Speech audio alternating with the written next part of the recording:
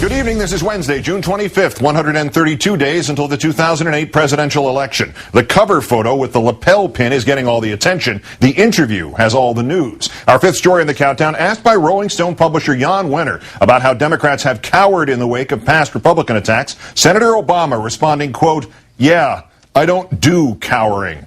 That evident today in at least 3 issues, not even counting the Rolling Stone issue. Here's the cover, the obligatory pin thing. Inside, and understanding how a Democratic candidate should achieve campaign finance reform, conventional wisdom be damned. No cowering on that subject in the name of not being swift-voted. See Kerry, John, 2004. There will also be no being for campaign finance reform before Senator Obama was against it. At his news conference this afternoon, the Illinois Democrat describing his vision of a new kind of grassroots finance campaign.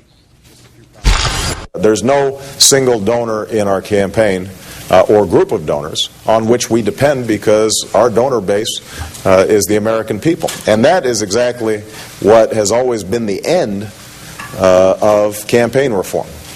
Now, public financing was one means of achieving that end, of freeing ourselves from special interest domination. And I feel confident that we've achieved it. Senator Obama also refusing to cower, even to the left, on the subject of warrantless wiretapping. His plan to vote for the FISA compromise legislation, putting him at odds with members of his own party, including now the Democratic leader in the Senate. Majority Leader Reid among those saying they will vote against it, even if he brings it to a floor vote. And that is still an if. The Nevada Democrat today holding the legislation hostage, warning Republicans that if they keep blocking the housing bill, little else will pass in the chamber in the days before the 4th of July recess. The FISA bill's retroactive immunity provision for telecom giants, prompting Senators Dodd and Feingold to do more than just promise to vote against it. The two now planning to filibuster the legislation to keep it from ever coming to a vote. Senators Boxer and Biden having indicated today they would support a filibuster. I was right the first time. It's Wyden. This afternoon, Senator Obama holding the White House accountable above keeping the telecom industry in check. The issue of the phone companies per se is not one that overrides the security interests of the American people. I do want accountability and making sure that, as I've said before, somebody's watching the watchers. That you don't have an administration that feels that it can make its own determinations about when warrantless wiretaps are applicable without going through a FISA court. Can we get to the bottom of what's been taking place? And most importantly, do we have safeguards going in place going into the future so that American civil liberties are not being violated? And the third issue, Obama's lengthy call-out of Charlie Black and the McCain campaign claim that a terrorist attack would be good for their election chances. We'll review that with Florida Congressman Robert Wexler presently. First time to bring in our own Jonathan Alter, also, of course, senior editor at Newsweek magazine. Good evening, John. Hi, Keith. Yeah, I don't do cowering. This is not just the man, but the campaign? Yes, this is part of the message that is consistent across the last couple of weeks, and it comes down to one word: strength. The United States is not going to elect a president it perceives to be as weak. You look weak if you're flip-flopping. You look weak if you're not taking actions that seem to be securing the United States against terrorists. And you look weak if you don't fight back against your political adversaries. But this cuts, I mean, this terminology cuts in more than one direction here.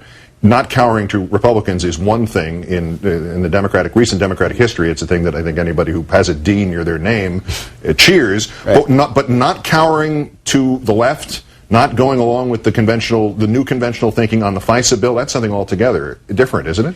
Yeah, I don't really think it is. It was only a matter of time before the left was disappointed in Barack Obama, at least in a limited way. No politician is ever going to do everything that somebody likes. And I think some folks in the netroots in particular on this FISA bill who are, pulling their hair out over this, they have to realize he's always been a politician, he'll always be a politician, and politics is the art of the possible. And he's a legislator. He knows that you can't always get everything that you want in a bill, even if he personally believes that the immunity for telcos is a bad idea. The larger idea of the bill was important. And I actually think one of the big points, Keith, that hasn't been made about this bill is that currently, as of since last August, we've been operating in an unconstitutional environment, in clear violation of the Fourth Amendment. So there was tremendous urgency to get the FISA court back into the game. And does this bill do it imperfectly? Yes. But it does do it, and it restores the Constitution, which is a point that's not getting made very much. All right, a devil's advocate question on this one phrase and wherever it applies. When does "I don't do cowering" begin to sound like something that was said by President George My Way or the Highway Bush?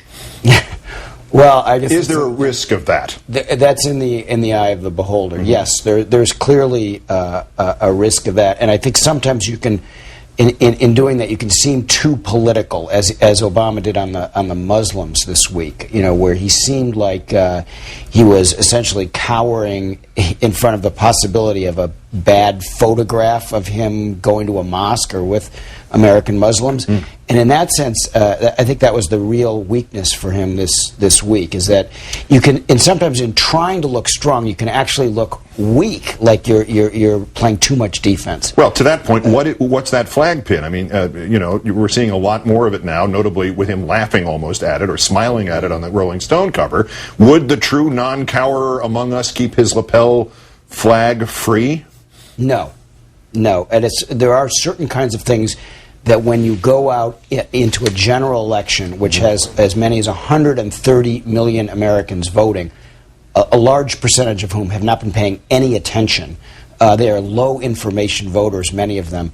You have to make some concessions like a flag pin. No, I guess that falls into the what's the difference category. Exactly. Jonathan Alter of MSNBC and Newsweek, as always, sir. Great. Thanks for coming in. Thanks, Keith.